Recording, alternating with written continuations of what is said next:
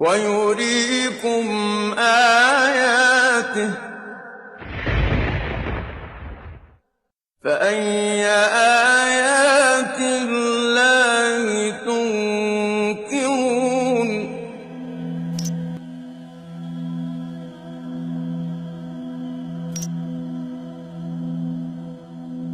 From any point in the world, the direction facing the Kaaba is called Qibla, and Muslims are expected to face Kaaba while performing Salah. For most of the people who don't know the wisdom behind the holy Kaaba, it seems like Muslims are worshipping this cubic black house. That's why many of them ask the question, why a Muslim should prostrate towards a rocky house like the Hindus who are worshipping idols. Now, what is the difference between Islam and other religions in this regard? In Islam, there is a rule that if someone does not know the direction of Qibla or he has no possibilities to verify it, then he can pray to any direction he thinks is correct. Because Allah subhanahu wa ta'ala says, وَلِلَّهِ الْمَشْرِقُ وَالْمَغْرِبُ وَلِلَّهِ الْمَشْرِقُ وَالْمَغْرِبُ فَأَيْنَمَا تُوَلُّوا فَثَمَّ وَجْهُ اللَّهِ إِنَّ اللَّهَ وَاسِعٌ عَلِيمٌ.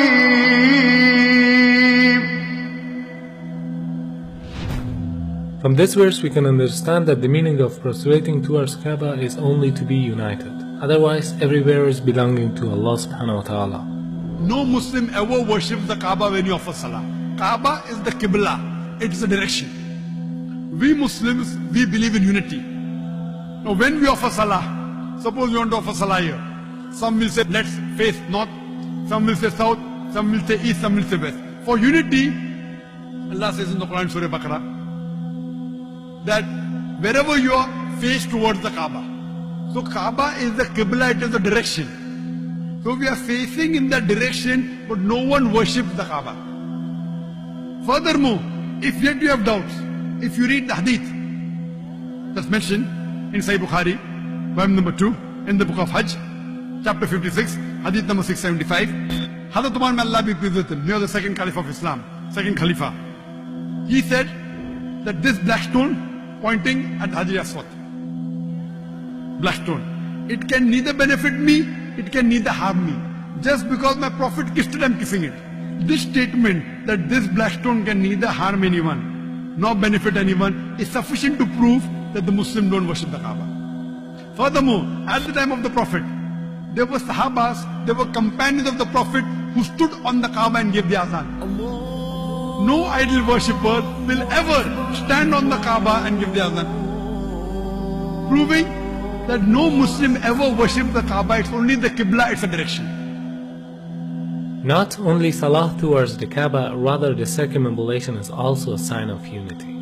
If you look to the creation, from the tiny world of quantum to the huge celestial bodies in the universe, from the very atom to the biggest stars and planets, they are all rotating and circumambulating around a certain axis in a counterclockwise direction. And this is exactly what the Muslims are doing around the Kaaba. So in Islam, it's an act of worship. It means in nature everything is worshipping the Almighty Creator, but not the body which is in the center of the circumambulation. This represents the unity in the whole creation. Beside the logical fact, there is a scientific reasoning about the Kaaba. When a person puts his head on the ground towards the Kaaba, the harmful charges would be released out of his body in a perfect manner, and it causes the body to balance its energy system. To know how it works, first you should know about the concept of the golden ratio. The golden ratio is a proportion of a longer distance to a shorter one, which is equal to phi constant, 1.618. This ratio is also called a divine proportion because the Almighty Creator has used the very same proportion in a great number of events.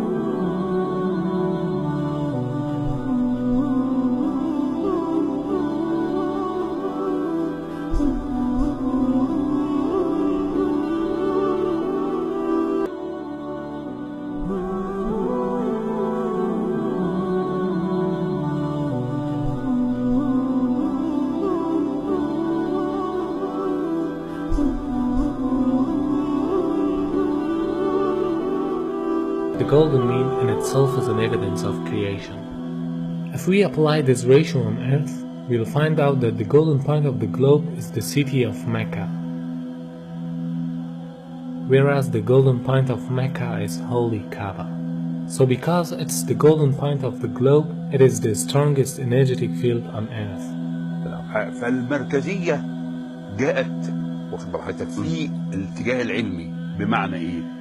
ان هم لما طلعوا في الفضاء وصوروا فلقوا الارض كرة معلقة ومظلمة، ولذلك حتى الراجل قال ايه؟ اجدها كرة مظلمة معلقة، من الذي علقها؟ هو يريد هو أرمسترونج. وكان كأنه يريد أن يقول بلسان الحال لا بلسان المقال الله الذي علقها. ووجدوا فيها شعاع يخرج من الأرض كتبوه في الشبكة العنكبوتية في الإنترنت وخلوه على مدى 21 يوم ثم أخفوه. لماذا؟ يعني الأمور تتبع يعني مقاصدها يعني إخفاؤه دعنا نقول إنه له دلالة مثلا، له دلالة كبيرة جدا. لسبب لأن هذا البيت العتيق، يعني هم لما جم ولقوا فيها شعاع، لما لقوا هذا الشعاع ابتدوا يركزوا الصورة فوجدوا إنه خارج من مكة، وبالتركيز وجدوا إنه خارج من الكعبة. For understanding how the golden mean provides an energetic field, you can take the example of the galaxies or planets, which emits the energy from the center point to the outer edges, just like a nuclear which balances the energy system with the electrons which are rotating around it. It means they are taking the negative energies and giving the positive energies for a balancing purpose. وبالتالي عندما تطوف أنت تشحن. معلش سبحان الله، هذه حقيقة. Now the investigations show that every day our body collects electromagnetic charges from its surrounding which are harmful for us, and these charges concentrate to the forehead, meaning the frontal lobe of the brain, which causes depression, headache, laziness, mental pressure, and even more dangerous problems. This forehead part of the brain is known as the frontal chakra, throughout which the body takes positive and negative energy. It is observed that these harmful charges can be released by putting our head down on the ground. But for a better result, we should put the frontal chakra of our body in a direction towards the strongest energetic field of the earth, meaning the Kaabah. Dr. Andrew Newsberg studied the brainwave activity during the prayer. He found some direct impact on several brain locations. The benefits of prayer are incredible. Regular daily prayer helps the frontal lobe from shrinking with age, which is the part of the brain that regulates our speaking, reading, and memory. Therefore, this helps to prevent memory loss in old ages, a perfect form of meditation which brings us to a state of tranquility. وهناك بحث أن صخور مكة البازلتية السوداء هي أقدم الصخور الموجودة في العالم. فده كلام حقيقي. أقدم الصخور. أيوة. وهذا أثبت علميا. أثبت علميا وبحث منشور، وليس أخذوا صخور بازلتية من مكة وشافوا المناطق اللي بتتكون هنا. الأمر إنه المتحف البريطاني فيه 3 شرايح من الحجر الأسود، وقالوا هذا الحجر ليس من صخور المجموعة الشمسية. The latitude of the coordinates of Kaabah is 21 degrees and 25 minutes. The first verse that describes Kaabah is the verse 225. Could this mathematic harmony be a simple coincidence? The possibility of numbers depicted in the Quran with order number 114 rising until verse 286, which describe the Kaabah for the first time, there's a chance of 1 in 100,000 for them to appear next to each other.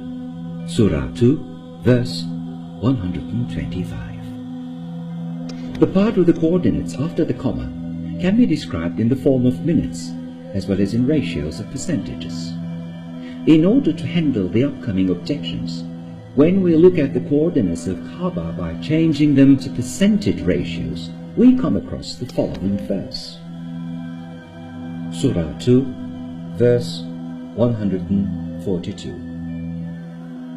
Hence, no matter how we look at it, there is a sign in the verses that point to Kaabah and this could only be possible with the wisdom of God.